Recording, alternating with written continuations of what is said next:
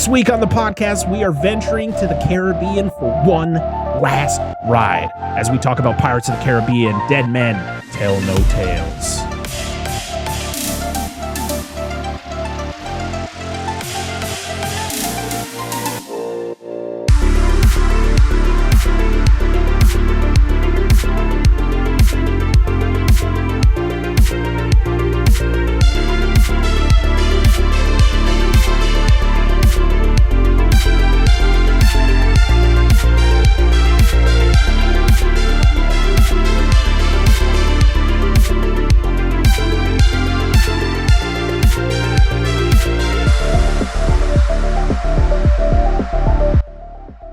What's going on, everybody? Welcome back to the Dissect That Film podcast, where we dissect the good, the bad, and the ugly of your favorite films and film franchises. Today, as we said in the intro, we are talking about the final film of the Pirates of the Caribbean franchise, Dead Men Tell No Tales.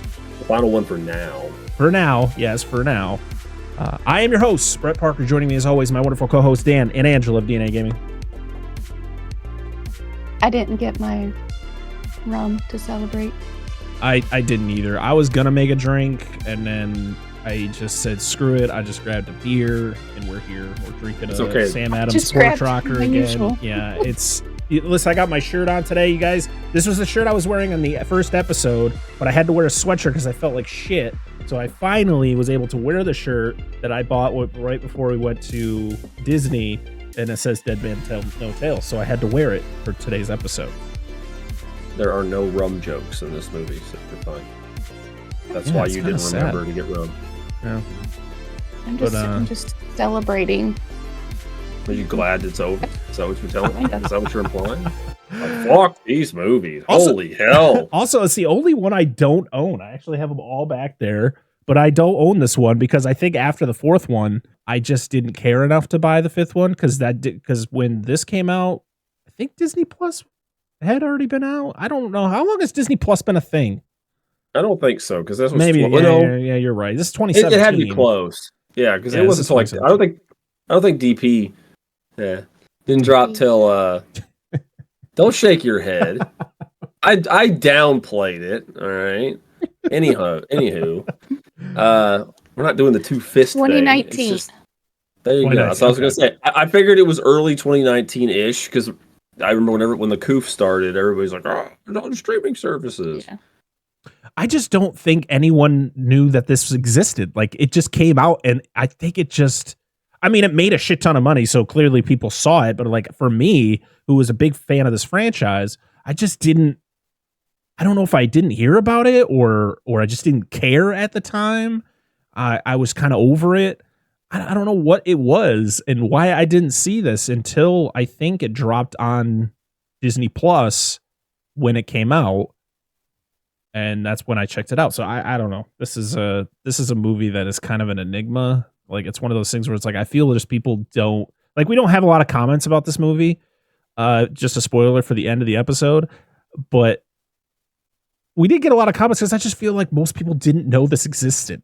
This is just one of those movies like, what? Oh, okay. Or people are just kind of sick of the franchise and didn't care enough to see it, which doesn't make sense because at this point it had one stinker.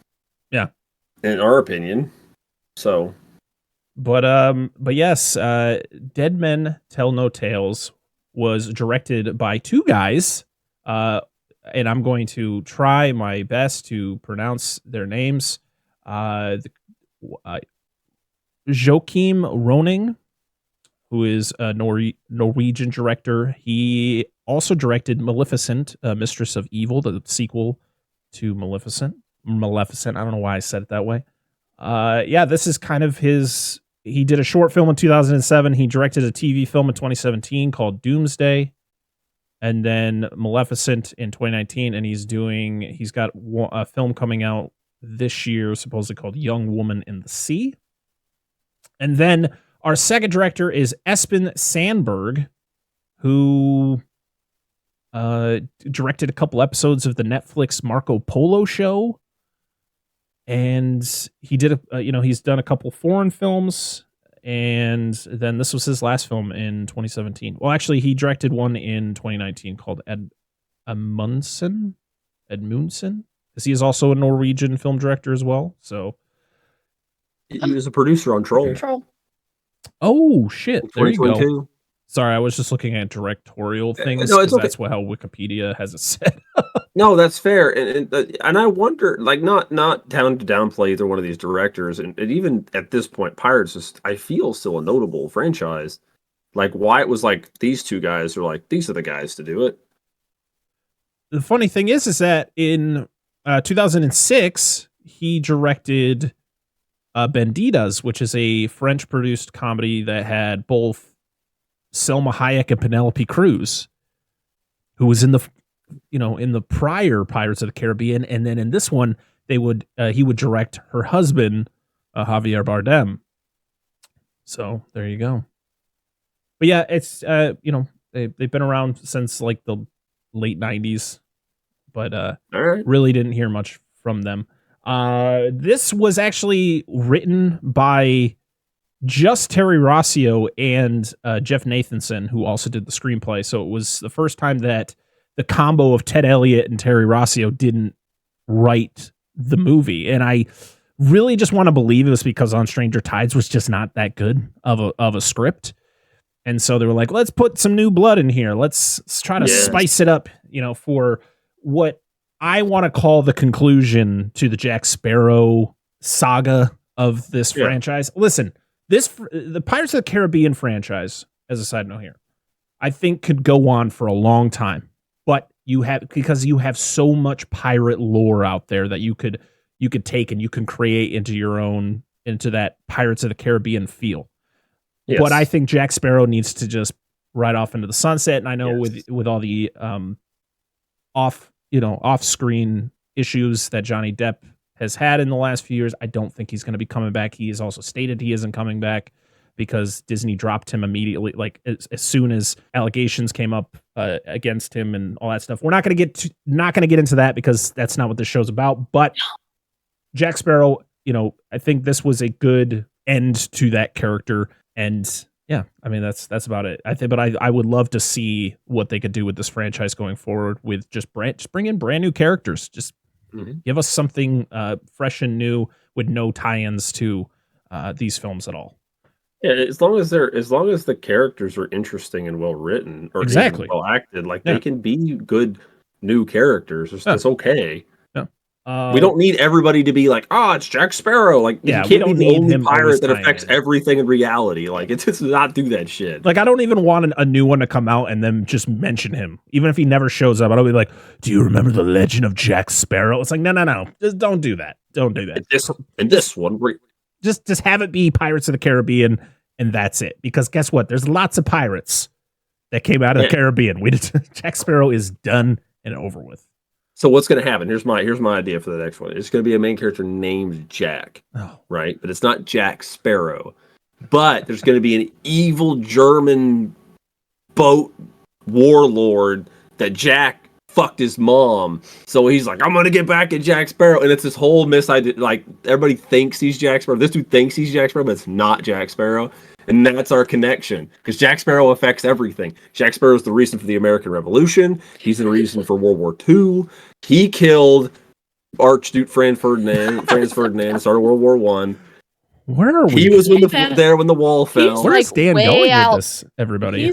He's way past left field. You remember when all the pop stars sung about? Are you sure you're not talking about like where they could go with like the Predator series? Like, are you confusing franchises? Like, what is happening here? You remember when all the 80s pop stars got together and they sang all the like Love Around the World or the AIDS prevention thing? Yes. Jack Sparrow was in that music video. He affects everything in our reality, apparently. Okay. Well, it's a good idea for a movie. That's sure. Sure. Guess what song's in my head now? Thanks, dear. I just think of Schwarzenegger and the other guy from Predator do like the manly high five. That's what I'm thinking of right now. God, I just can't stand up. Like I'm like, geez, Jesus Christ. Enough testosterone in that scene to give anybody an erection. It's like Fallout. Lord. Anyway, pirates. We're talking about pirates today. So we got the Pirates way So way over there. Like, where are we going? This movie came out almost 10 years to the day after At World's End, which kind of ties into the whole Will Turner being the captain of the Dutchman. He can't step foot on land for 10 years. So it's like, did they do this on purpose? We'll talk about that in a little bit.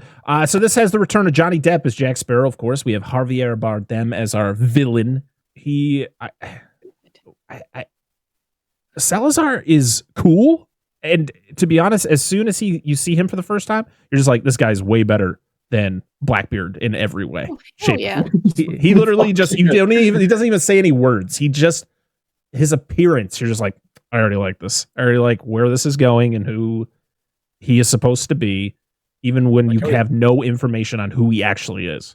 Well, that's like when he's like walking on his swords. Yeah. Like when you first see him, it's just in the back. Yeah, I was it's like, really cool. Awesome. Jeffrey Rush is back as Barbossa. And to be honest, I like Barbossa in this movie. I like how he is. He is not the Barbossa from the original trilogy, which is the one I like the most, but he seems more in that vein in this one than he did in the prior one. We're pretty much just going to, we're not going to talk about our thoughts on this movie until the very end. We're going to switch it up a little bit in this episode, probably, and going forward. Piss off. Yeah. Screw you, everybody. You have to fight out. You have to actually listen to the episode. Please listen. Just don't skip to the end, please. Please listen to our show. I have time to think about what I'm going to say. Right. I can afford it. Got to pay my rent. Oh, man. We have Brenton Thwaites, who plays... What? I don't think that was a fucking sound effect. That was not a name. Thwaites? Okay. Brenton Thwaites. You spit on me. I got excited. I did. All the way through the screen. I'm so sorry. He plays Henry Turner. We have Lord, why people in their names? I am awful with names. We have Kaya Rose Scoldelario Davis. Just say Kaya Scodelario. My God, that's what it comes up on IMDb. So yeah, she plays Karina. She was in. Did you guys see Crawl? About the girl who like has to go back and rescue her dad because there's like a hurricane hitting and she has to like fight off alligators. She's in that. I liked her in that. What I'm trying to think of. Oh, what else was she? What else she was in? She was in something else. Resident Evil. She's been in a lot. Oh yeah, Resident Evil. Oh my God, That's 2 weeks. Yeah. Is it going to be 2 weeks in a row that we're going to talk about a movie with her in it? Oh my God. Yes. I was like, that's crazy. Is that other than doing like a franchise where there automatically is a returning cast member? Is that the first time that we're doing back-to-back movies not related to each other with an act? Oh wow, that's wild. She was in the Maze Runner movies. She was in Clash of the Titans, which I try to remember who she was in that movie, but it's been so long since I watched it. I don't remember. I don't know either. I swear to God, I've seen her. She was in like a show too. I don't know. I'm not gonna really go too deep into her. Kevin McNally is back as Gibbs, which is fantastic. Always nice to have him. Oh my God, people, these names. Oh, I know what he's trying to say. We have. I apologize deeply for how much I am going to destroy this woman's name. Gul Shifta Farahani. That was pretty good. I don't think it was correct, but it was close enough. I think you did no pretty offense. well. Yeah, she plays Shansa, who is like the witch. Yes. What else has she been in that I recognize? See, I feel like I recognize the people and I just don't take the time to look up to be like, hey, what did I see her in? It's just not important. We have David Wenham, who he was in Iron Fist, which is not really what he's known for. He was in the first season. He was like the villain of the first season of Iron Fist. He was in 300. He was in the Lord of the Rings. That's where most people are going to know him from. He was in the Lord of the Rings trilogy. He was in Van Helsing. He's been in a lot. He played Carl. He was like Van Helsing's helper. He was like the hunchback guy, I think. I think he was a hunchback. No, he wasn't a hunchback. He was like a son of a bitch. He was a friar. He was like a friar tuck guy. I know he fucking looked familiar. Yeah, he's Faramir. We got his card over there. Yeah, The Lord of the Rings set for Magic. Yeah, he's been in a a lot of stuff. Oh, he was in Kangaroo Jack. I want to mention that. He was in that fucking movie that literally we are going to talk about at some point. Well, why did I did not want to click on that. Oh my God. No, he wasn't in Kangaroo Jack. He was in Crocodile Hunter Collision Course, the movie. Oh my God. He was the guy. Oh my God. Was he the villain? Sort of, if you want to call him a villain. There really wasn't a villain in the movie. He was just, I don't remember. It's been so long since since I've seen Collision Course, but Crocodile Hunter Collision Course is a prized possession of mine. And I remember seeing it in theaters and I think I cried because I love Steve Rollins so much. Dude, I totally get it. I did not realize that was him. But I looked at his face and I was like, I know who that man is. I cannot figure out who it is. Take the hat off. Right. We got Stephen Graham back as Scrum from the prior film. We have Martin Kleba back. You know Martin Kleba, the little guy. Yeah, from the original trilogy. He really knows Scrum's mom. He does, Marty. We have Giles New back as Murtaugh. He's the guy who's, like I said, he was him and I think is it Kreble? No, it's Angus Barnett who plays Mulroy. They were in the first one. They were the officers that Jack sees as he shows up in Port Royal. They were in all three of the originals, but they weren't in the fourth one, right? No. So there was when the third one ended, the reason why the fourth movie didn't have a lot of the returning Black Pearl members there was because everybody was doing something else and they were like, we just can't do it. And so they had to come up with the whole story behind, the Pearl being captured and killing the whole crew except for Barbossa. But yeah, this was mostly filmed in Australia. And the reason behind that is because the Australian government was like, hey, you can get a tax break if you come film over here. Yeah, that's how you get them. Yeah. And that was the whole thing. There was a whole thing with Johnny Depp and his ex-wife, where so when you travel to a foreign country, well, to certain countries, I guess, you have to report that you're bringing animals, and they never reported that they were bringing their dogs. And so it's like, you can't do that. And so they got arrested and had to pay like huge fines and apologize and all that stuff. It was a whole thing. I remember it happening. Interesting. Also, Johnny Depp was going through a divorce during the filming of this, so I guess there was a lot of he didn't show up to film on time, like rarely ever, and it was a whole thing. And there was reports. These are all just like speculation. I don't know like the full length of truth behind it, but I know that from what I've read is that he also was not sober a lot in this movie. Like, Jack is not sober a lot in this movie, but also Johnny Depp would just show up and was pretty, saucy doing some scenes. I mean, I couldn't point out which ones they were between, because he is a good actor. So, you play off a drunk pretty well. But yeah, it was a mess, especially for him. And then this was kind of, after this movie, this is kind of when his career just kind of took a big nosedive with all of his, off-screen stuff that was going on, which is sad because Johnny Depp was like one of my favorite. It's like, I love these actors, and then all this shit happens with them, and then I'm like, fuck. I mean, Johnny Depp is a different situation than, let's say, like Kevin Spacey, who I was a huge fan of, and then he's a piece of shit. So I don't care. I mean, I can enjoy his movies, but it's okay that he doesn't show up in things anymore. Johnny Depp, a little bit different, I guess, based on where you sit on that whole debate. But like I said before, we're not going to go too deep into it. Yeah, I get angry with that one. And there's some other surprises in this movie, but I don't want to talk about them in this part of the show. I want to talk about them while we're going through the plot. So I know one of them. Yeah. I mean, because we were both like, what? Yeah, there's that. I mean, there's not too much to talk about when it comes to behind the scenes with this. I mean, there are, but if you want, just go online and look it up. There's actually a cool little clip on Disney Plus about the whole making of Javier Bardem's character Salazar and how all that worked, which was really cool. He didn't have to suit up like Bill Nighy did for Davy Jones. It was, he had the garb on, but he had to wear like certain things to, because his hair like flows weird and his clothes are very flowy because they're supposed to be acting like they're underwater.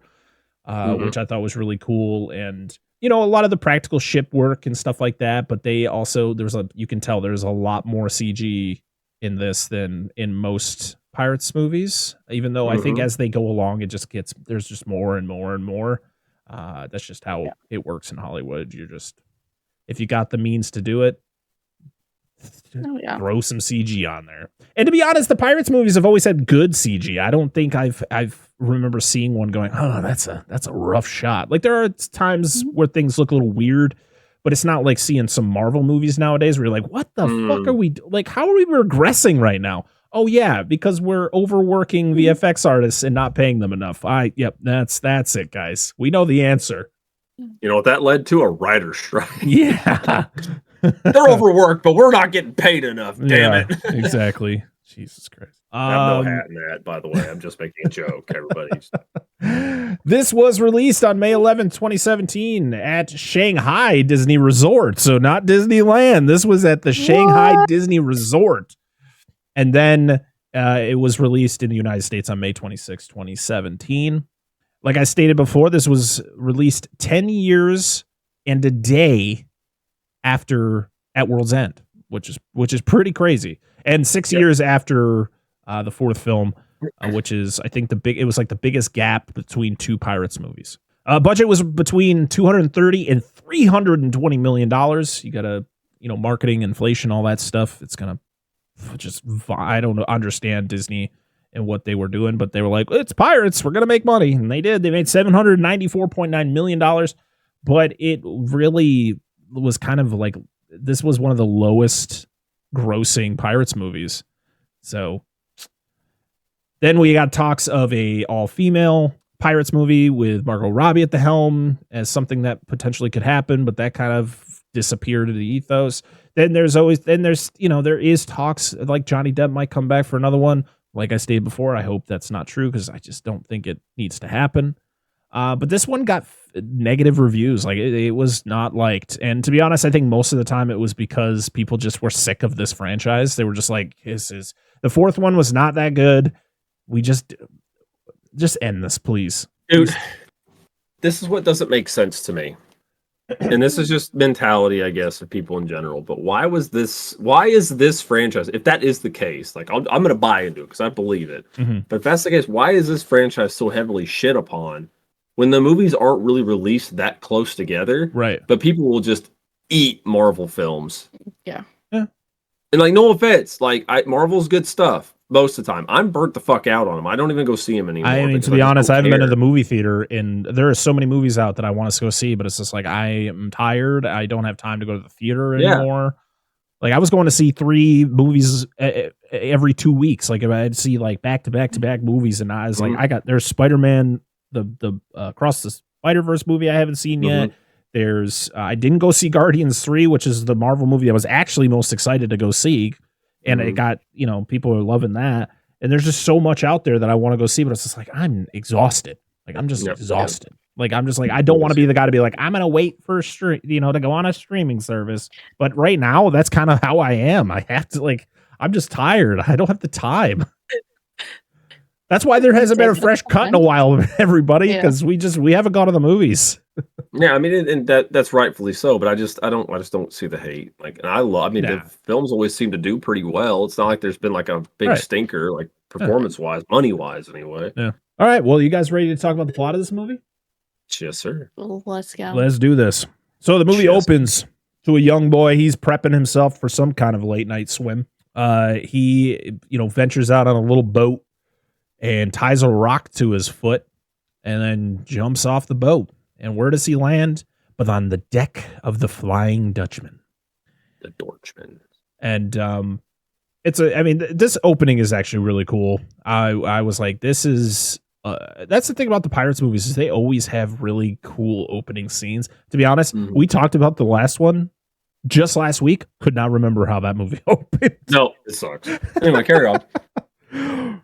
So, yeah, and guess who's back but Will Turner, the captain of the Flying Dutchman.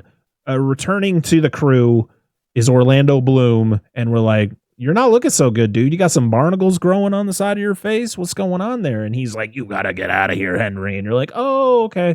It's his son. You kind of figure it out I as soon as called you it know. though, Yeah. because as soon as he lands and you see the shadow of you know who it is. I'm like, Daddy? Yeah. Your daddy's not here. Your daddy sucks cocks in hell.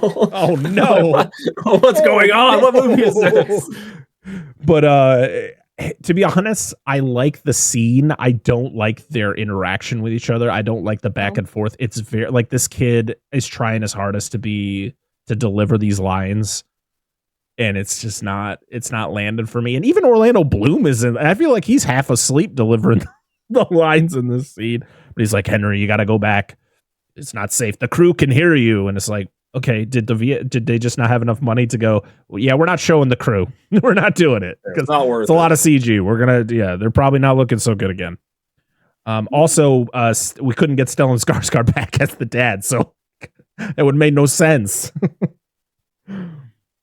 And Henry's like, no, Dad. If we find the trident of Poseidon, we can release your curse, and you don't have to be on the ship anymore. And he's like, it's just a tale. Get out of here. And he sends him. Well, he does call him out on it. He's like, what about all the other tales you've told me about? And he's like, he's got a point. I mean, I do love anytime you see the Flying Dutchman come out of the water, it's such a cool shot. And this was in the dark too. Mm-hmm. We then flash forward to Henry being aboard I'm guessing just an English ship, and they're chasing down pirates. And he is, spying. He was trying to see what the ship is because he's really smart and he knows all the ships and whose ship it is. I can't remember what pirate he says, like Bonnie or Bonnet or something like that. Yeah, Bonnet, I think. Yep. And he then finds out, they're going straight into the Devil's Triangle, which is like this cave. That's just bad news. Ridley, he's like, did somebody get stuck in that mirror? Yeah, he did. I was like, no, really, it's a mirror. I love it. It was good. So he tries to warn the captain about where they're going, and the captain's like, nah, let's go. So he gets thrown in the brig. And called his sleeves ripped. Yep. Oh, yeah, You're because that's your bitch. This is a sign of treason. Yep. Prison time. And they go into the cave, and they get attacked by a ghost ship. Ooh. Spooky. I love though, it shows the fog, and you can just barely see the shadows of the crew running across the water. Mm-hmm. And this crew gets this entire ship gets fucked. Yeah, it totally. Yeah. Blood dripping through the fucking boards. Oh, it's so great. I was like, damn. But this is when Salazar shows up, and he does the cool, walk with the swords. You just see his legs, and he ends it's up all shot from behind. Yeah, he kills the captain, and that's when he hears them downstairs, or he hears Henry downstairs, so he ventures down there to them. Because he knocks something over, doesn't he? Yeah. Yep. And then I just love it when Salazar gets downstairs, and the guy's just in the other cell, like, and he's just like, kill this guy. Yeah. It's all fucking whook. But yeah, Henry's whole thing is he's looking for Jack Sparrow, and Salazar's also looking for Jack Sparrow, because Jack is the reason that he looks the way he does. He's a ghost. He's got a ghost ship. They're actually ghosts, which is kind of, it's similar to Barbossa and his crew in the first one. The thing about this movie is it takes a lot of elements from different Pirates movies and just kind of molds them all together. Like, remember in the first movie when they were kind of ghosts, they were cursed too, that's kind of, no, they're very hard. Yeah. Well, they're like the living dead, but like these are like actual ghosts. Yeah. You got guys that have like half a face and one dude that's just like legs, a hand, and a hat. Yeah. There's a guy with just hair. Yeah. Yes. Yeah, exactly. I was like, what is he looking at? And I see little pieces of flowy hair. I was like, the aesthetic looks nice. It's really cool. So the reasoning behind the whole flowing, like why his hair is flowing and his shirt is flowing, because the fact is that's how they died. They died from drowning, so it's supposed to look like they're still in the water. Well, that explains the ones that are just pieces, because the explosion when we get to that. So, of course, we have to get the name drop to the movie because he tells Henry, he's going to keep him alive because that's how it works. He kills the entire crew, but he leaves one one person. He leaves one person alive to, tell the tale. And he's like, you need to, tell Jack Sparrow that Salazar's coming. And he's like, well, why can't you? And he's like, because dead men tell no tales. I was like, oh, there it is, everybody. I will say though, I did. It was really cool. No, it was a really cool delivery. It was like, okay. Yeah. But I like when he gets up close to people, like the blood like coming out of his mouth. Yeah, it's like blood, but it's like goo. It's like trickling, like he's spitting out water. It's great. I love it. They borrowed it from Batman Returns. They were like, hey, can we take some of that penguin goo and put it in Javier's mouth? Maybe he just bit a penguin. Javier Bardem, I love him. Oh, he's really good. He's great. So the original title for this movie was supposed to be Pirates of the Caribbean: Salazar's Revenge, but it was just not catchy enough. So Dead Men Tell No Tales it became. Yeah. But it's also a term that is it is a term that is said in every single Pirates movie. Okay, that's fair. I thought they could have called it like Return of the Salazar. Star Wars. Return of the Salazar. People are looking at it like, we don't even know who Salazar is. Revenge. How did he return? Yeah, just start using Star Wars titles, like subtitles, but like a new pirate. A new pirate. Exactly. I said this whole movie was Star Wars in the sea. The Brethren Court Strikes Back. Fuck yeah, dude. That's what it is. Oh no, no. What's it? East India Trading Company Strikes Back. Yes, because they're the villains of that. Yes. Yeah, the one I talked about earlier about Jack fucking his mom, which is called A New Jack. Yes. Oh Lord. Oh man. So we then jump to was it St. Martin? I think is what this place is. Yeah. And so. There's a woman. She's being condemned as a witch. Burn the witch. Burn the witch. She's a witch. And she escapes. She looks like one. And she wanders through the town. She escapes as the town is opening their new bank and opening their new bank vault. And when they open it, our good friend Jack Sparrow's inside. And my question is, how the fuck did he get in with the door shut?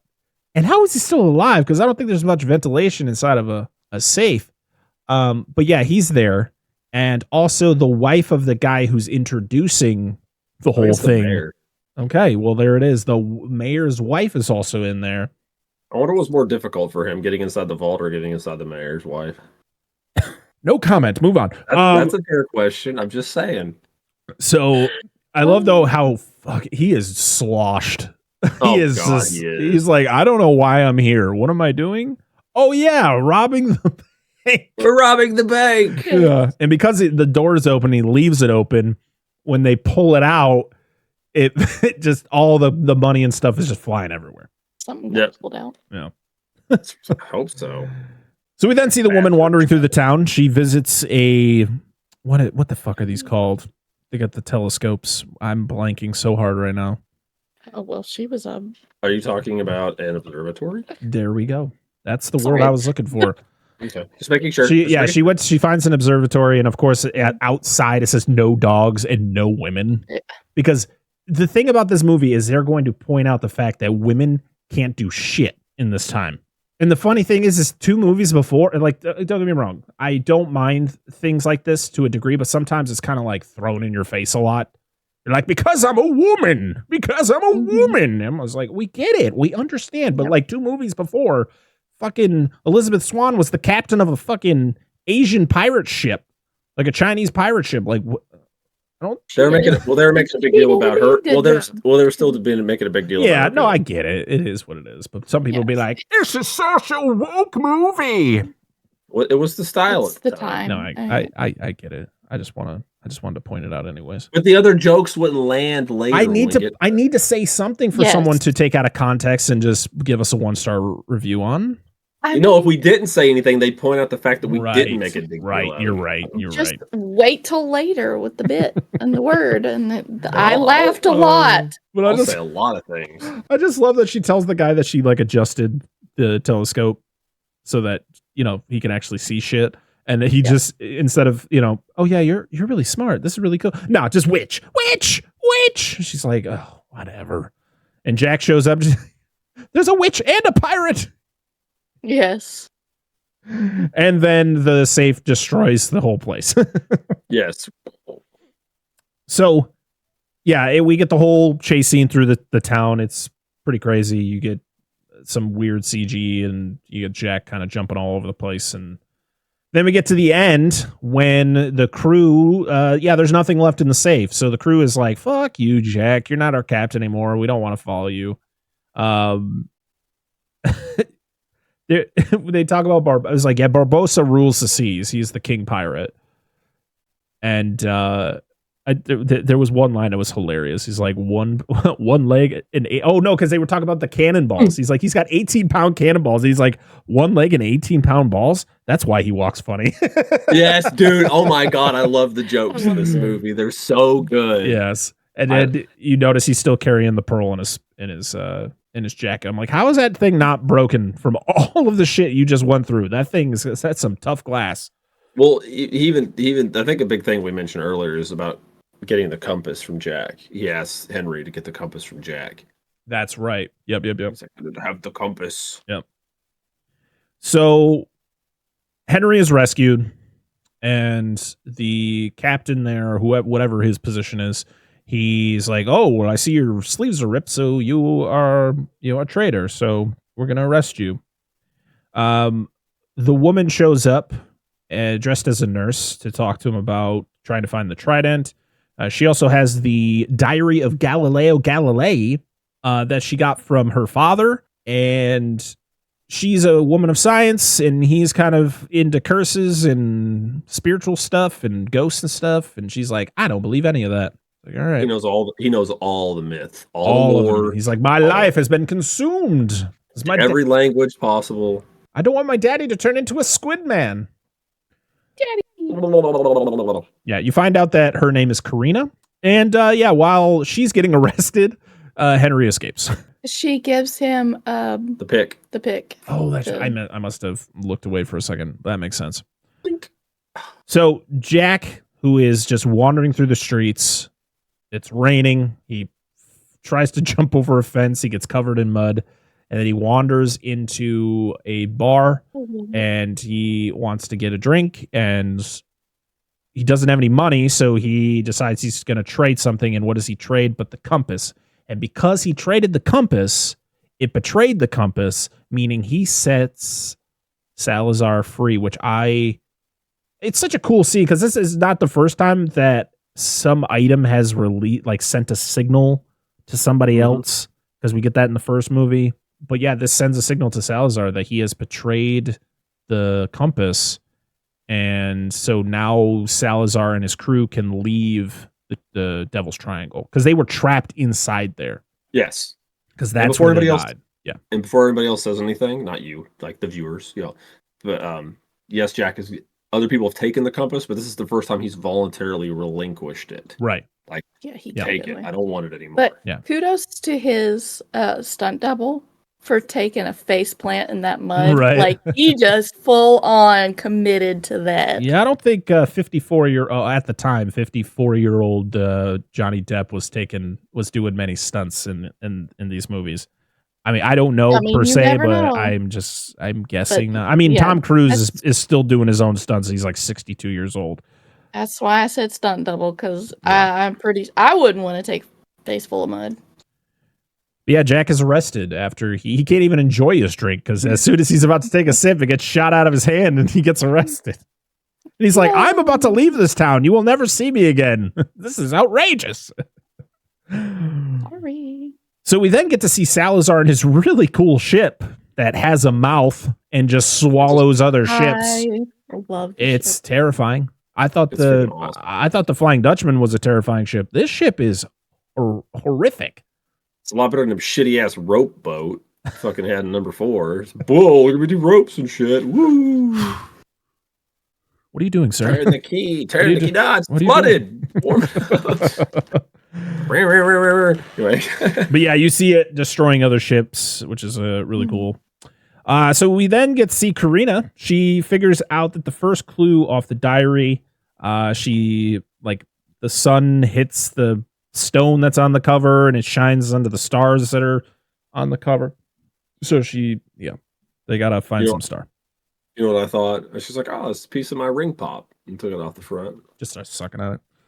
Oh. Yeah, the strawberry taste is still there after all these years. Raspberry tastes like They raspberry. fossilized the strawberry flavoring. Oh my God. You just put it in your mouth and it never dissolves. It just lasts forever. You just always have the flavor. Those are annoying. And you're just like, what do I do with it now? Like, okay. This is when Henry meets Jack, and Henry then tells Jack who he is, and he's like, and this is when he calls Will a eunuch again. Calls it eunuch and pouty lips. Mm-hmm. Did she talk about me? Oh, dude, Jack is horny as fuck in this movie. Like, he is the horniest I've ever seen in any of the movies. Like, he is just, I don't care. He's not gotten any action. No.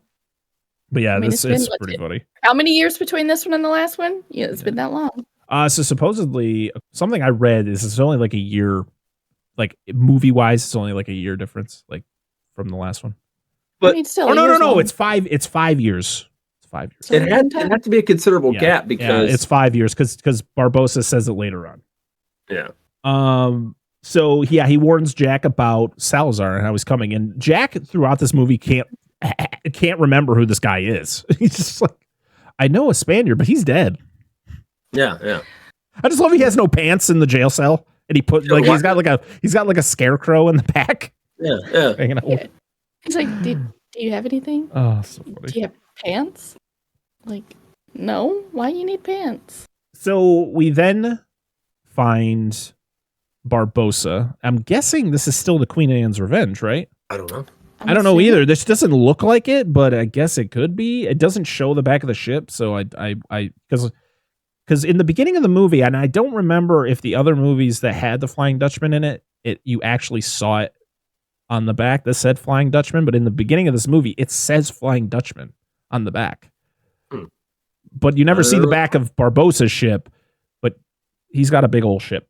And the two officers from the first movie, they show up. I guess they're like his right-hand guys, and they come in to warn him about Salazar. I just love that they're like explaining why they shouldn't be there. It's like, I know that you said we're not supposed to do this, and this, to the point where he shoots at the band that's playing inside there. Allow me to over-explain. Yeah. They're like toddlers. Yeah. They take 6 years to explain a story that takes 5 seconds to understand. Like, they're just gonna... Yeah, his ships are being sunk. They're not taking any of the money, and 3 of them have already been destroyed. Yeah. And so he goes to visit a witch. Burn the witch. Who I guess is the witch behind the prophecy from the last movie, as they explain that. And to be honest, she's underutilized in this movie. She does a couple things and then disappears. And you're like, okay. It's like, well, that's 2 or 3 unnecessary. cops. There's not very much. Yeah. I mean, she looks cool. She's got like the whole, like, she's bald. She's got the tatted face. She's, looking like a witch. She hasn't brushed her teeth ever in her life because they're... Oh, yeah. I'm surprised they still are in her mouth. Yeah. It reminds me of the villain from Dungeons and Dragons. Oh, yeah, I haven't seen the movie, but I know what you're talking about. Yeah, it's from the trailer. Yeah. So their whole thing is they got to beat Jack to the trident. And somehow she got the compass because she's a witch, so she found some way of getting it. Jack is being sent to the gallows, and who does he run into but his Uncle Jack, played by Paul McCartney, who was, I guess they tried to get into other movies, but he was either too busy or there was other reasons. But I thought that whole interaction was kind of funny. He tells a joke that Al Pacino tells Johnny Depp in Donnie Brasco. The joke that he tells him before he walks away. He's like, "Have you heard me tell this joke to you?" He's like, "Yes." I guess it's an exact joke that Al Pacino tells Johnny Depp and Donnie Brasco. I don't know. Don't know nothing about it. I've never seen Donnie Brasco, so I couldn't tell you. Your dad's a famous singer. Your uncle's a famous I just like how he's singer. Uncle Jack. Like his name is also Jack. Like I told, this lines up with my theory for the next film. All right, it's just more. Add more evidence underneath that. So Jack faces the guillotine because he doesn't know what it is, and it's French. French, I love the French. He's like, okay, you get to choose what you get. You either get hanged, or Firing squad, or we got a new fancy one called the guillotine. Oh, that sounds French. I'll pick that. Then he sees what it is. He's like, I changed my mind. And then you get Karina's also, she's about to be hanged. But she needs to, she's got to say something. And literally all she does is she just literally calls everyone in the crowd idiots. Like, you're all stupid. Oh, it's such a good scene. She's like, the last words of shut up. And she starts. It's so good. But it's the interaction between both her of and them. Jack. Yeah. Because they strap him down and put him in. He's like, he sees the heads in the basket. There's heads. He's like, somebody forgot to empty the basket. Yeah.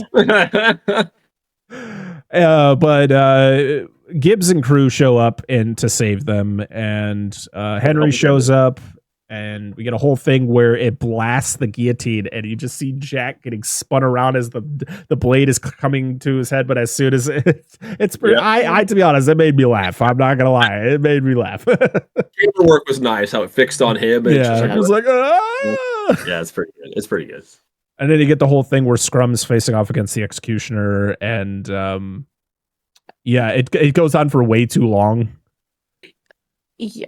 And to the point where he accidentally releases the lever, she falls through, but Henry catches her, and then you get a whole thing where, because he's trying to explain to her, like, we need to be a team. He's like, we're going to be a lot closer where your hand is. Yeah, it's about was it her bow and her stern? Or I was like, listen, he ain't feeling shit. You got like 17 fucking layers on. You're wearing a dress from the 1750s. She says something about you're holding everything but something, and I was like,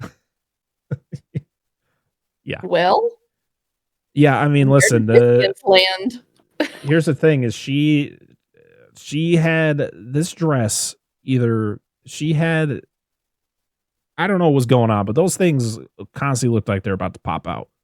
That's how everybody is, dude. In these other movies, I talked about the tatters, bro. It's like fucking bongos. But if you have ever watched anybody put on outfits from this I know era, that's kind of how it pushes up. It's a corset, and it just, that's what it does. Yeah. And I'm like, did they tape them? Yeah. I just thought for like a main character, they would have put her in a different outfit sooner, but they're like, nah, we're gonna keep her in this outfit the whole movie. I'm like, all right, I'm not complaining. Bongos.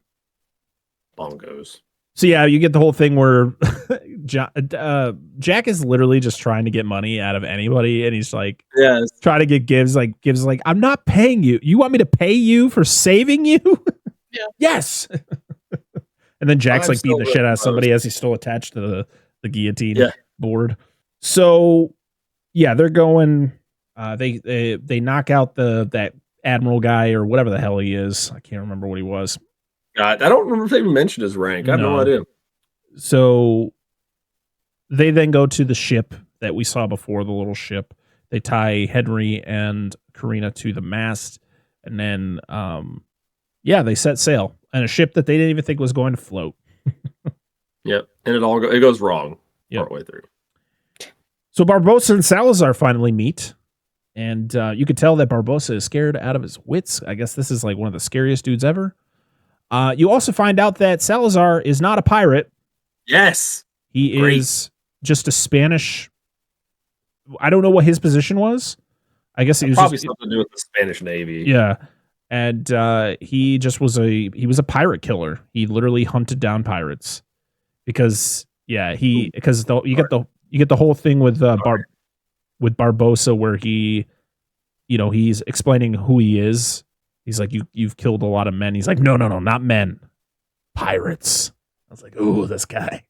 But it was nice. It was nice to have a villain that a main like mystical magic bad guy villain, not the fucking douchebag from the second and third movie. Yeah. That wasn't a pirate. Yeah, like he was just, like I said, some Spanish military dude. Yeah. And had like this vengeance because his fathers and his grandfather were both died trying to get rid of pirates. He had a mission, dude. Is this when he tells the story about how he became the way he is? When he's talking to Barbossa here? Was it then or was it later? I think it's a little later. Oh no. This is a little later. Yep. I just glanced over my notes real quick, and yeah.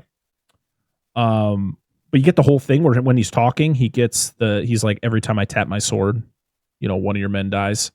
And I just like, as soon as he says it, he taps it, somebody dies. And then at the end, after Barbossa, pretty much like the conversation's over, he like taps like 4 times. And then it's like, yep, you're going to help me, but you're going to have a little less crew there. You can take whoever's left. Yeah. Yep. So Jack needs the map that's inside the diary. Mm-hmm. Corinna won't tell him. And I like how she keeps saying what she is. Like she says she's a horologist. And no one knows what that means. Oh, they think they know. No, they think it's like, oh yeah, Scrum's mom. She knows what that is. Everybody's got to make a living somehow. So was my mom, but she wasn't so outspoken about it. Someone who researches time. Yeah, my mom was always looking at a clock. Yeah, she was. Marty in the back. Oh, yes. Funny little fucker. Oh, so good. But yeah, I love it that Scrum thinks that she breeds donkeys. She didn't even bring a donkey. Yeah, that was as an astronomer. Yeah. And so Jack has to resort to throwing Henry overboard to get her to get some answers out of her. Of course, he wasn't going to actually do it. He throws him into a boat just to get what he wants. We then we're back to Lieutenant Nutbag, who also knows the witch. Burn the witch! What the fuck is happening here? And he tasks her into finding Corinna and the trident. He's like, as soon as we can get the trident, we can control the seas. And I'm like, you're such a useless character. You didn't even need to be here. But you are. Corinna and Henry, they get a little closer as they both are looking for their daddies. I want my daddy. I want to save my daddy. Yeah, she thinks her dad's dead. She doesn't really know much about him other than she got the diary from him, and she got a whole story that's not really true about him. And then, of course, Henry never tells her about his dad. He's looking for him. He's going to say he wants to save him. That's all he pretty much talks about. Okay, tell me about your dad. Well, he's a fish man. Yeah, he's kind of the captain of the Flying Dutchman. And she'd be like, oh, that's just a legend. And be like, oh my fucking God. Want to go talk to my mom? Yeah, right. So this is when Salazar tells the story of how he became who he is today. So, of course, he was a ruthless, I'm going to say admiral of the Spanish Navy. Butcher of the sea. Yep. He was a pirate killer. He hunted down pirates. I love the whole thing where they're like, oh, can we show him mercy? He's like, no mercy. And even his crew's like, fuck. I just like how I even liked how he looked when he was a human. Like he just but he acts different too, which I thought was really cool. And Javier Bardem, I actually watched the behind the scene video that's on Disney Plus. If you watch this on there, it explains the different personalities between his, being alive and being dead. Where he said he is when he is alive, he is like a matador. So that's his demeanor. He's very controlling. Mm-hmm. He's a captain. Yeah. And when he's dead, he's more like a wounded bull. So it's just more rage involved in his dead self. I notice that a lot because there's sometimes when he's talking, outside of him frequently using Spanish, which I love. I'm glad that they do that. Oh yeah. They could have easily just not did that. But where he'll mumble and stuff to himself. Mm-hmm. And I can't even understand what he's saying. Like, no, they don't even translate it in the subtitles. Yeah. It's great. It's nice. I like it. But it's like in some movies where somebody will get mad and they'll start ranting. Yeah, absolutely. In Spanish or whatever. Yeah, I like that. I don't even need to know what they're saying. I just know that they're... Yeah, it's a nice touch. Like you said, we don't have to know everything. It's fine, people. You want to know why the Spaniards had nice teeth? Because they were eating apples. Like, I had to bite an apple. I was like, is this just a thing in this movie? Somebody's got to eat an apple. I thought that him and Barbossa were going to bond over that, but apparently not. So Jack is on the ship that got attacked, but Jack is is alive. He gets over there. He finds the captain, who the captain bestows the compass to him, but tells him, like, you can't betray it. Like, you have your worst fear will come after. Yeah, it'll tell you, it'll lead you to whatever you desire, but also if you betray it, evil will, find you. Mm-hmm. And this is when Jack takes control of the ship, and Salazar follows him, and he's purposely going to the Devil's Triangle. But then he does some Fast and the Furious fucking Tokyo drift shit, where he drifts a pirate ship, so that Salazar can't turn, and he goes directly into the Devil's Triangle, and his ship just blows up. And I love when the things are blowing up and it's hitting the crew, and that's like the parts of their bodies that are missing later. Yes. So cool. But it's also like this cave is also cursed. Like this, because you could see like there's the like lava that's underneath that's like sucking the ship in, and then like as Salazar is sinking, he also gets like the shit attached to him and it like absorbs into him. And I'm guessing that's what turns him into ghosts. But I love the whole thing where you see Jack walking kind of all smug because he knew he tricked him, and like Salazar's like, "Fuck you." Yeah, he's like swinging the compass. As he's walking past. Yep, and that's when Jack officially becomes a captain. And guess what? This ship would become the Black Pearl. So the ship at the time was called the Wicked Wench, but it is renamed the Black Pearl after Davy Jones rescues it, or brings it back from the depths after it is set ablaze. I guess it's in a book called Pirates of the Caribbean, The Price of Freedom, which I guess the book is canon now to the films. So that's like the whole backstory of the Black Pearl. Must have been when Jack was going to be a law student. It's okay. Yeah. I just enjoy this scene because this is where he gets all his paraphernalia. All this stuff he wears. They gift it to him. And I think it's kind of neat that he keeps it, like the beads and stuff that they put down. It's like what he wears in his hair. I was like, that's kind of cool. And his compass. You find out where the compass comes from. Yeah. Yeah. Yep. You can get the whole backstory behind it. Dude, speaking of that, thank you for giving Salazar his explanation as to why he is. Like, not everything, but you at least know. It's not like, again, Blackbeard. Blackbeard just fucking magic sword powers. Like, that's it. And he's like, on fire. He's on fire all the time. Like, he's a dipshit. His beard or Nah, he's in there lighting them up before he walks and makes an appearance. Fucking weaved into his beard. He just lights the shit up. You know what that has to smell because burning hair is shitty ass. Listen, I'm just gonna say it now. We'll talk about it again. The fourth movie should have never fucking happened, and it just went to this way. Yeah, 100%. Agreed. So Jack, Henry, and Karina, they go onto the smaller boat and they go out because they're gonna go to this island. And Salazar is right on their ass, but what does he do? He releases undead sharks. Dude, yes! I'm like, what? I was like, fuck yes. Real zombie, fake sharks. It's that whole thing just mashed into one scene. If you know what I'm talking about, you know. Yeah, it's they were interesting to say the least. I was like, all right. Yeah. I just love the whole thing was like, go release them. And it's like, oh, what are they releasing? Are we getting another Kraken? No, it's undead zombie sharks. What the heck? Oh, God. I mean, I'm like, how the hell did he get did he have real sharks before? And then when he died, they became zombies? I'm confused.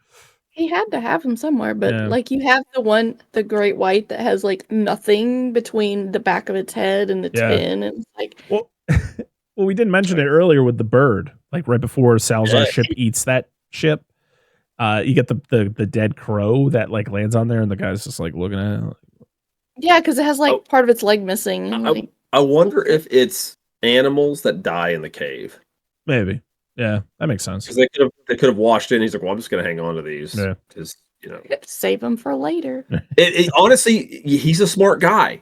Like Salazar is not a fucking idiot. He knows what to do. Yeah. Like, so this is when you get another horny moment from Jack because she's stripping down and he's just like, don't do. Henry's like, don't do that, and he's just like, no, do it. Yeah, keep going. Yeah. And I love when after she jumps in, Henry's like, I saw her ankles. He's like, you could have saw a lot more if you shut your mouth. Yes. Such a cake hole. We gotta swim. You're gonna leave me for some horologist in her fucking pajamas or whatever? Yes. He's like, he said horologist in her knickers. Yeah, all you men are the same. Yeah. It's so good. Like, so good. Oh yeah, right here. All you men are alike. Yeah. You men are all alike. So good. So like, I just like the humor in this. Like, I love the humor funny. in the old ones, but it's like I could tell there was a different writer when I was when I was like just watching the movie. But it was good. So yeah, Salazar and his crew, they're running, they're sprinting on the water. Yeah, and they're going fast. Like these dudes are Olympic sprinters. Like they are cruising. You don't see them right at first. All you see is underwater, and you see the footsteps. Yeah. You see footsteps. I'm like, what the hell's going on? I was like, Corinna's just like, how are they doing that? Yeah.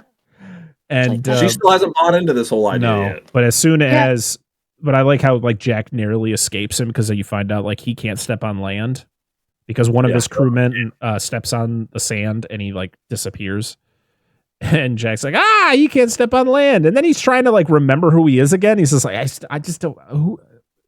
Okay. Too long. Yeah. Like no formal announcement. He was just a random dude that got it. The way he gets to the island, though, he has the anchor, not the anchor, but the it's like the 3-prong hook, and he puts it in the shark's mouth, and the shark pulls him in, pulls the boat right as Salazar shows up. Yeah. Yes.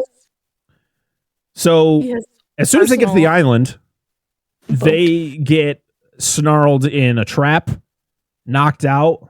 And they wake up and it's a scene. I'm like, what where are we going here?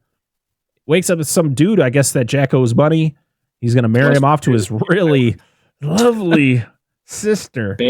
Lovely. Oh my God. And I just, the best is when they bring her up and she's looking rough. Yikes. And his thing is, I have scabies. She's like, so do I.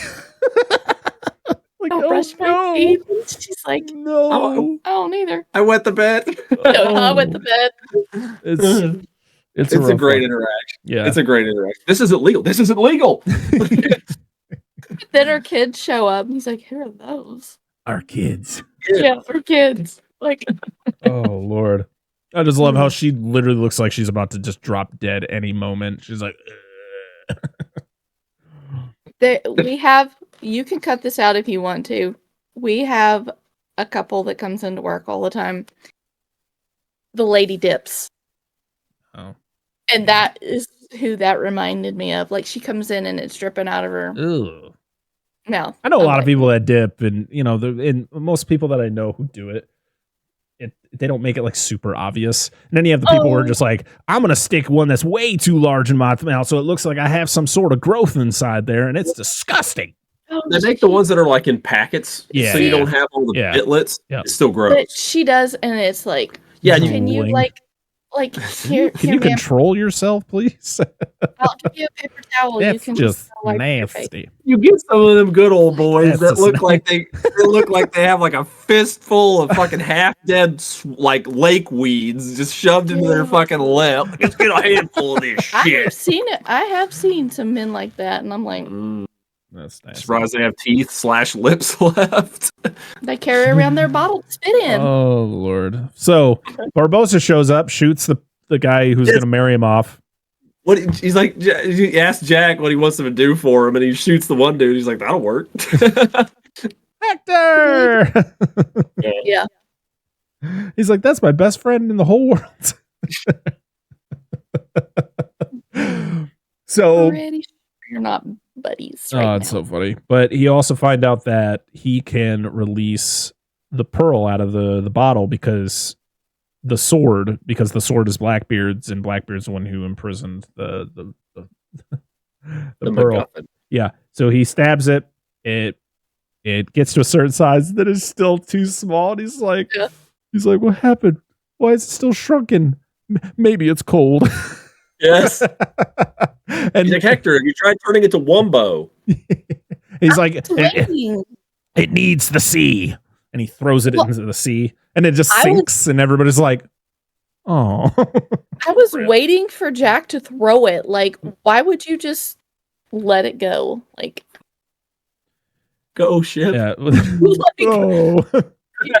If it grows to, its size, you're gonna be stuck in the sand. I just got Power Rangers. I was like, make my monster grow. Yes. And Rita throws the wand down. And I just want to make a Cumdar reference because it's fucking Power Rangers. And I can't do the voice like they can. But anyway, thank you, Movie Dumpster. Back to the ships. Oh, Lord. So the ship then grows to its full size. And His ship grew 3 sizes that day. Yeah. Wasn't cold anymore. So Jack, Karina, and Henry, they get tied to parts of the ship. You also find out that Gibbs and the crew escape from the other pirate ship, or not the pirate ship, but the English ship that's got Lieutenant Douchebag, and they use Scrum's toenail as the key. I also love the fact when they're about to get them and Gibbs, doesn't want to be captain anymore because he doesn't want to get tortured. So he makes Scrum the captain. He's like, everybody voted for you. And then Scrum just gets the shit kicked out of him. I'm like, poor Scrum. This whole time he gets the shit beat out of him. Gibbs doesn't give 2 shits. He's like, yep, glad it's not me. No, he doesn't give a fuck. And I just love it though after when they're trying to pull the toenail off and he's like, I don't want to be captain anymore. Yeah. They didn't have to pull his toenail off. They could have just cut it off. All the fun's gone. Yeah. So Barbossa talks to Karina and she talks about her father and all that. And that's when it ding, ding, ding. She is his daughter. Because that's the whole thing where Jack is like, Smith. You knew a Smith. That sounds familiar. And he's like, shut your mouth.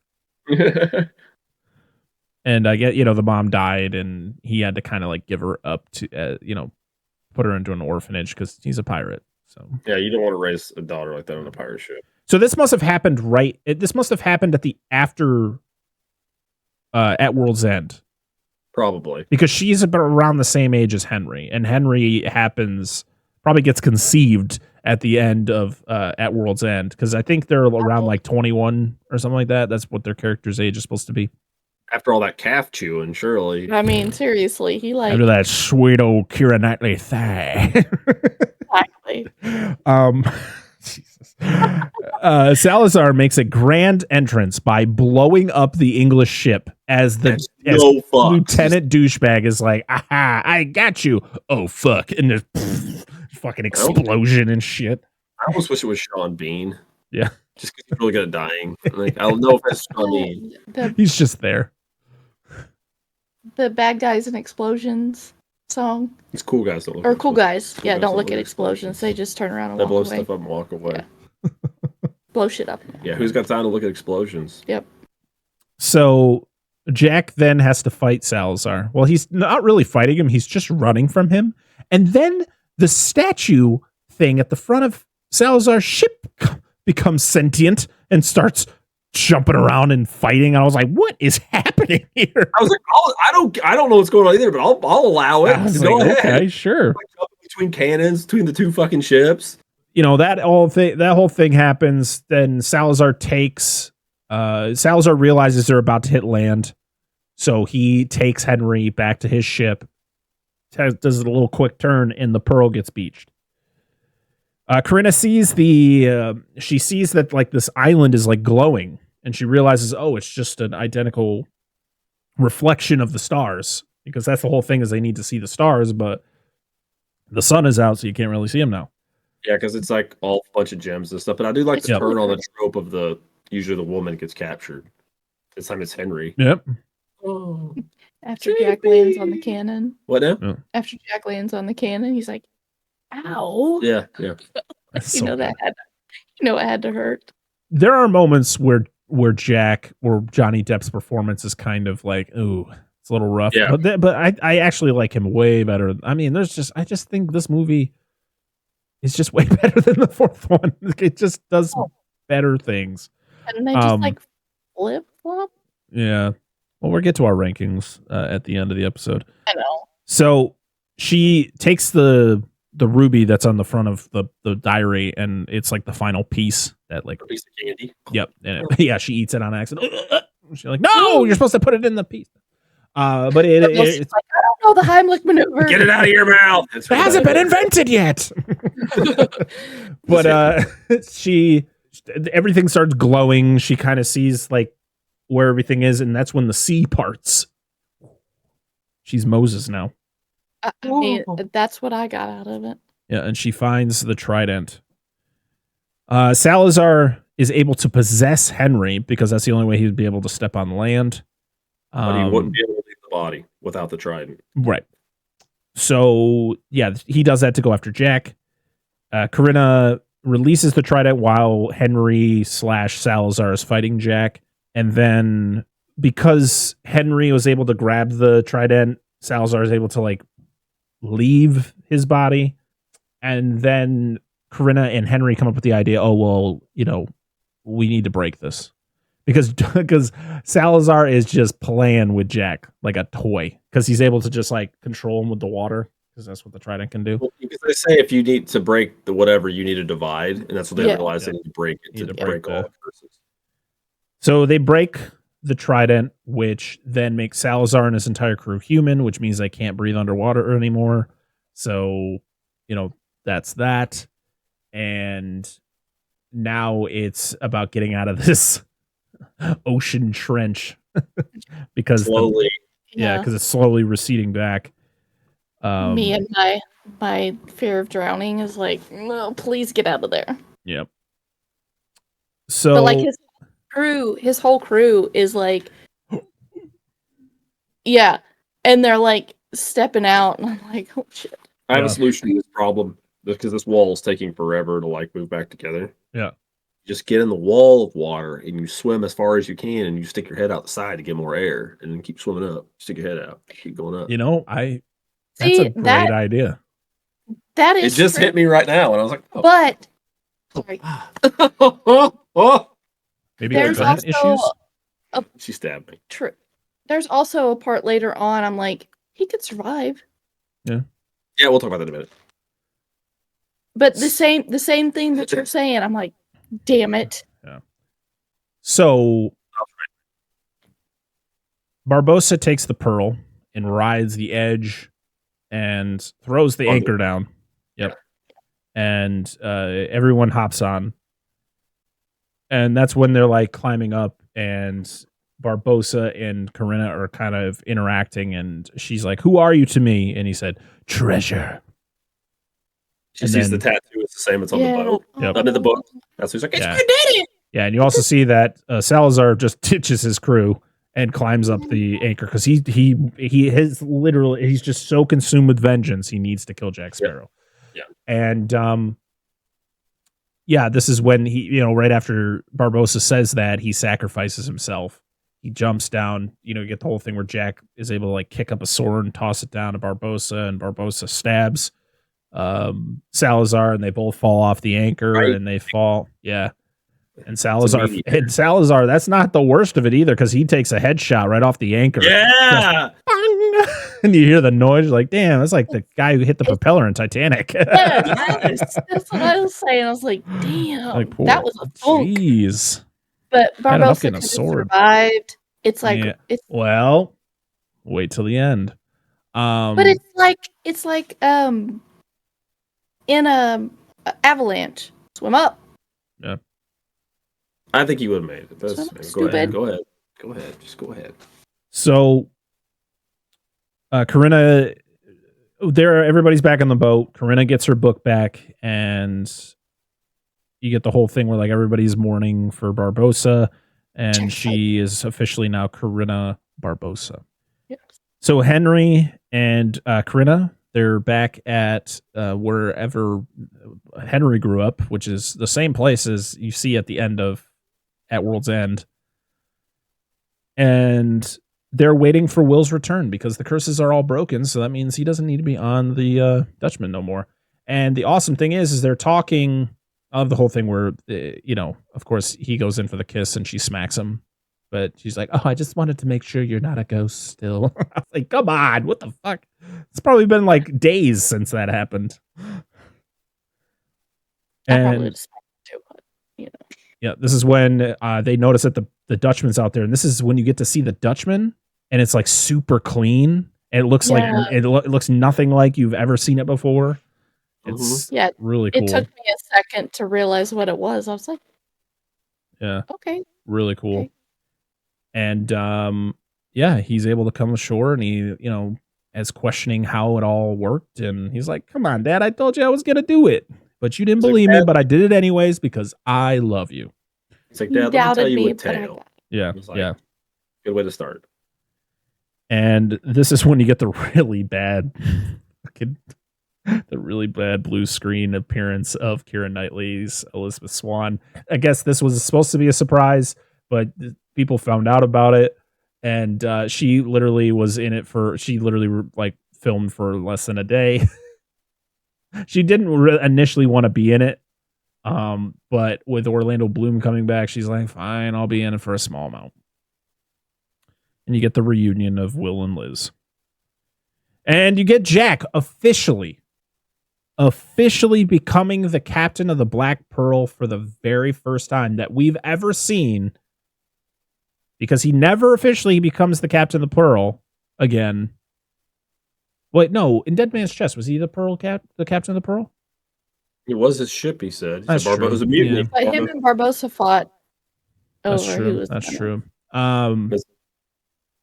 But this is the first time, I guess, that he is credited in the credits as Captain Jack Sparrow. Where in the other movies, he's just Jack Sparrow. Interesting. Yep. And him and Monkey Jack, they become good friends. I love that he's like gets on his shoulder. Okay, I'll allow it. And that is the end of the movie. But did you guys see the end credit scene? Yes, we did. Yes. Ooh. So We the actually did. Yeah, so the end credit scene is Will and Liz sleeping, and you hear footsteps outside their room, and then the door opens, and then you get a shadow, and of course it's Davy Jones. And you then get like the claw like snap, and that wakes Will up, and you're like, oh, it's just a dream. And him and Liz kind of hug it out, and then they go back to sleep. But then it pans to the floor, and there's some barnacles on the floor, and there's water. Yep. And the whole thing is that because the curses were all broken, Davy Jones is not technically cursed anymore, which then I guess brought him back to life. But why would he still be an octopus man? You never see him, so it's. I think it's just kind of a whole thing. Whereas, like, was this supposed to set up for something else? No, just give us a Davy Jones origin story, please. Yes. Just do that. Maybe it was just his beard. I wonder if it's. I understand it's like breaking curses, but doesn't the ship still need a captain? The ship still exists. I mean, I'm guessing Will's still the captain of the ship. It's still his ship. That's fair. Unless he gave it to somebody. He's like, I'm done with the ocean, guys. Well, see, been maybe there too long. Maybe he's coming back to find his captain. So I will say that this just hit me too, because we talked about Barbosa being, and I understand. Like I'm assuming Jeffrey Rush is just done. Like he's done a shit ton of these movies, right? Yeah. Older man too. Yeah, so- like he's which I love his character. Like I don't want him, but like in the beginning when he's talking to the witch, he said, "This is something you die for." And he says, "Treasure. I'm a pirate. Of course I'd die for it." And at the end, he dies for his kid. Right. He calls his treasure. So it's all full circle. There's also a line that Jack says right at the end of the movie where he talks about like, "Hey, where's our? We don't need no map. We're going beyond my horizon." Which is kind of some people would think is like he's gonna go get Barbosa out of Davy Jones' locker because that's possibly where he is. Yeah, could be. So it's kind of a play. I don't know. Yeah. I was actually hoping at the end, like where the thing is divided and like they're fighting like Salazar and stuff. Like I was just expecting just the fucking Flying Dutchman just to come like flying through there and shit. And like Orlando Just like Bloom a just all dolphin. start Like, whooping ass, dude. That Flying Dutchman, man, it looks clean. It's nice looking. Really It's cool. a Like, between day wall of one water ship. and wall of water. Like, yeah. Like one wall to the other. Like We could add a cardboard cutout for his dad. So we got some comments. Woo! As you know, every week we ask Twitter and Instagram to comment on the movie we are watching and talking about. And we got a few. Our first one is from Megan at Arkham with a 4 instead of an A. I love Salazar as a villain and the development we got over the movies of Barbosa, culminating with Karina being his daughter.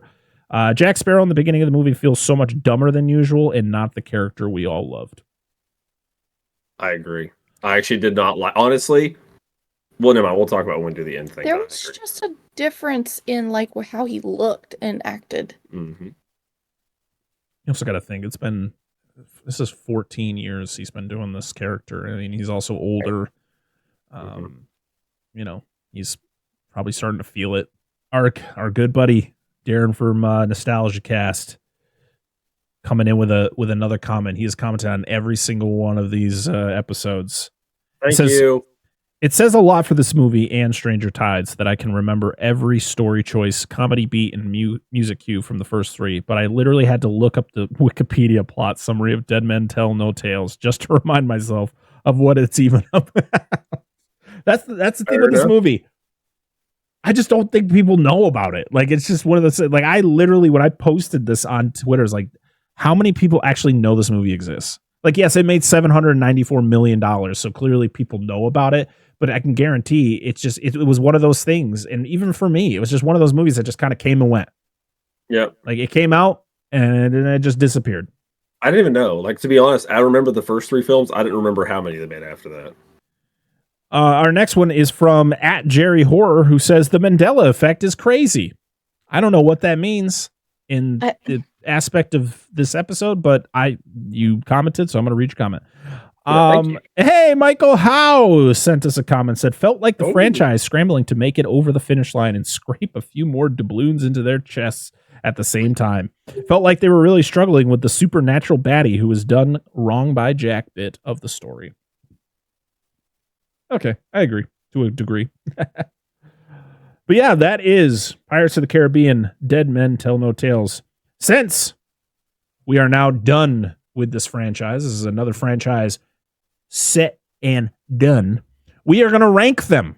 And of course, since there are three of us, we have to have it. Oh, that's right. We see, it's the first episode where we've changed something up a little bit, and Dan just reminded me. So yes, before we get to our rankings, let's talk about what we thought of this movie. Now that we've gone through the plot and done all that fun stuff, what did we think of Dead Men Tell No Tales? We're going to go with Angela because she did comment saying, I have things to say. So, Angela, tell us those things that you have to say. They could have literally cut out the fourth movie and made this one the fourth, and I would have been happy. Agreed. Because I enjoyed the effects. Salazar, his crew, loved the whole thing about his crew ship. The ship was scary as what you think a pirate should be. It's ghost pirate ship. I mean, but he comes in, they're like, who are you? And he's like, I'm Death. And I'm like, yeah, fuck yeah. His character's cool. Yeah, his character is awesome. I enjoyed the whole thing with Barbossa and his daughter. I wish we got more of it. Yeah. I wish they had actually gotten a chance to, have a relationship and not, her find out and him die, like, as she's finding out. Like, oh, daddy, bye. The acting was, on point. Like, yeah, there were some awkward moments with Jack, but, still enjoyed his OG crew, Gibbs. Yeah. Little man. Can't ever remember his name. Marty? I just know Marty. I just know he's got Marty. the really long, the really long braided beard. Barbossa was great, but Barbossa's been my favorite.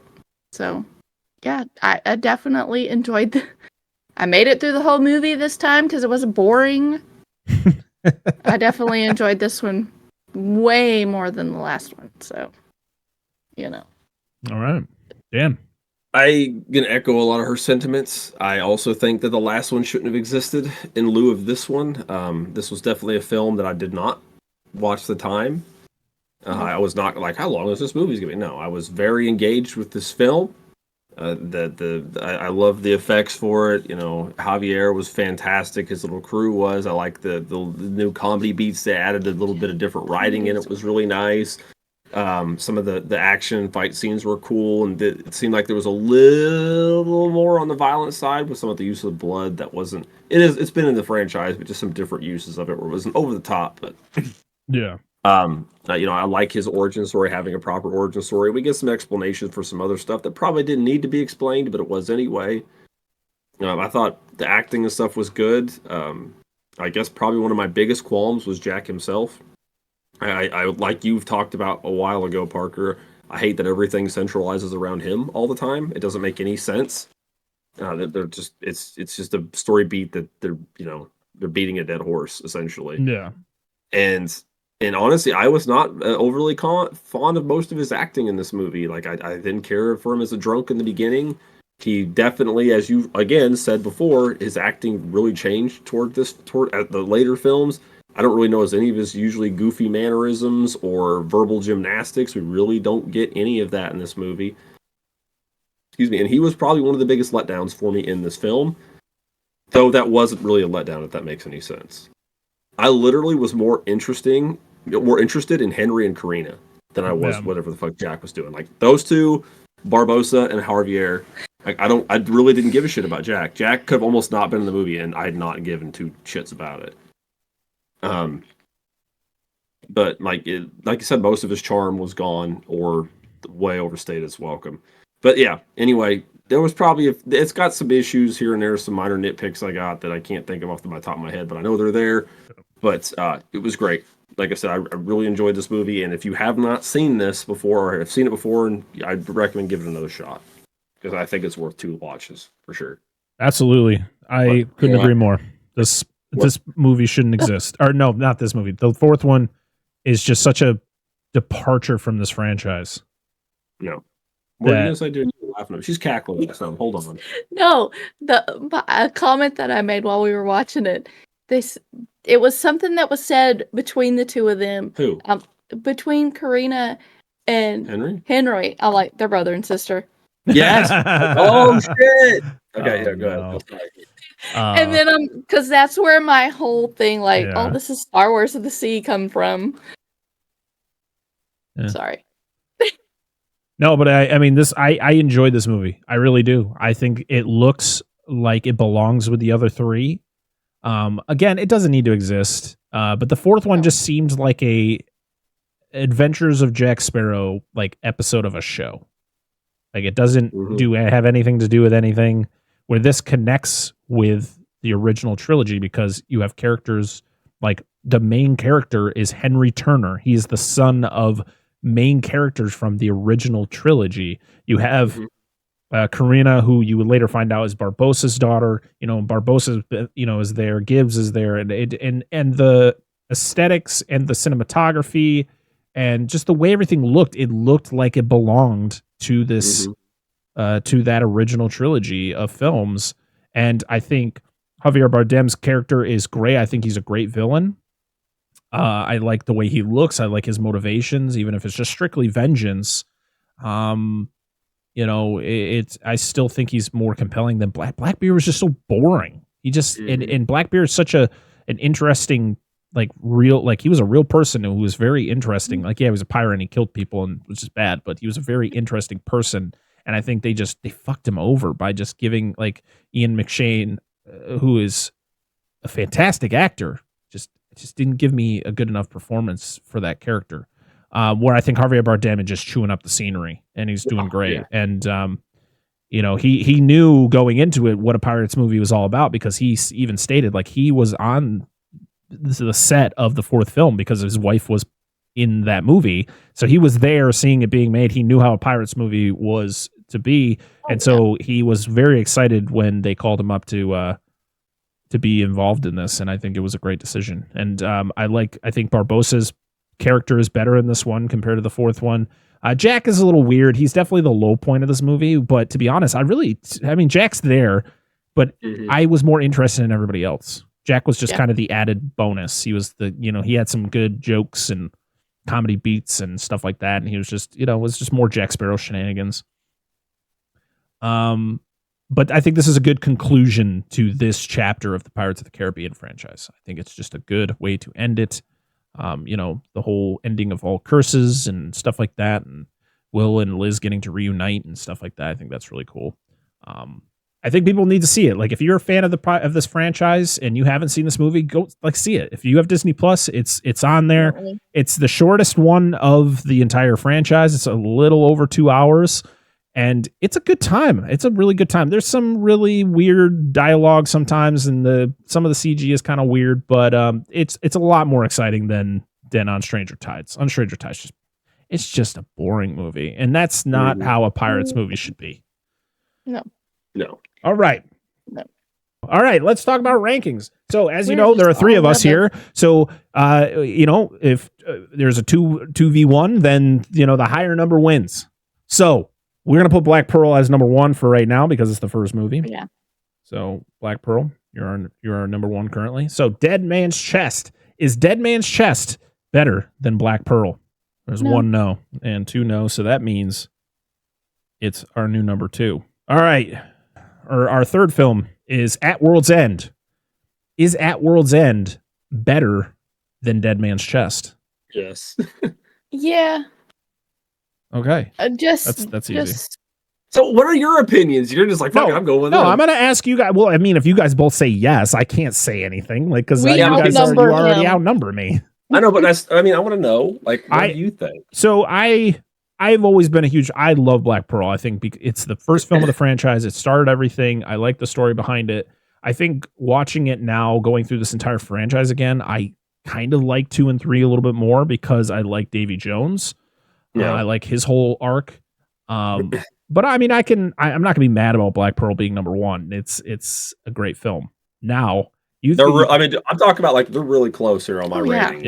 Yeah. The first 3, there's not a big gap between them for me. Like it doesn't matter where they go for me. I think they're all pretty well. Like that's why I said I think it's a great trilogy.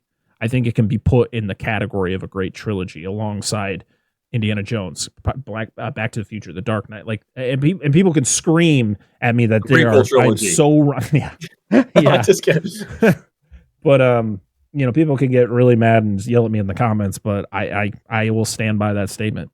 We wouldn't know about Indiana Jones. Though. No, but we would know about the Gambara trilogy. That should be up there. So you think that At World's End is better than Dead Man's Chest, which I can agree with because I love At World's End. To me, to be honest, I would put At World's End at number 1. I think it's the best.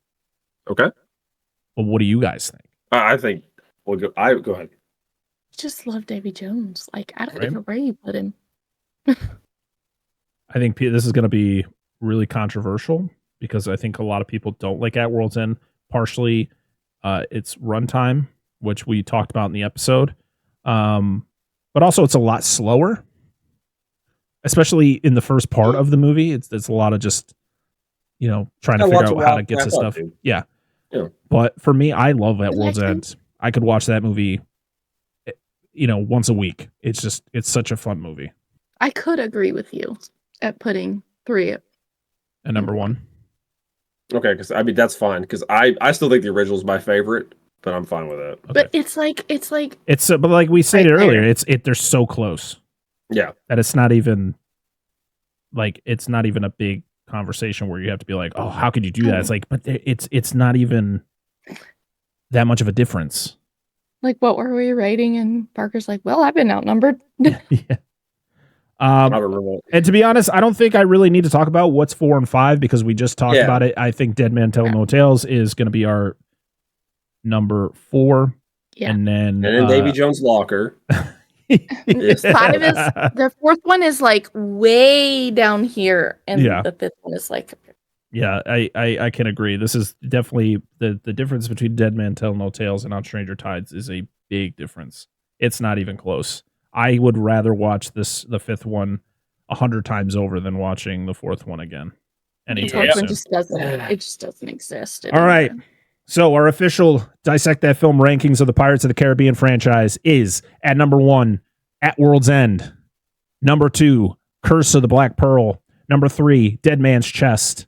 Number 4, Dead Men Tell No Tales. And number 5, On Stranger Tides.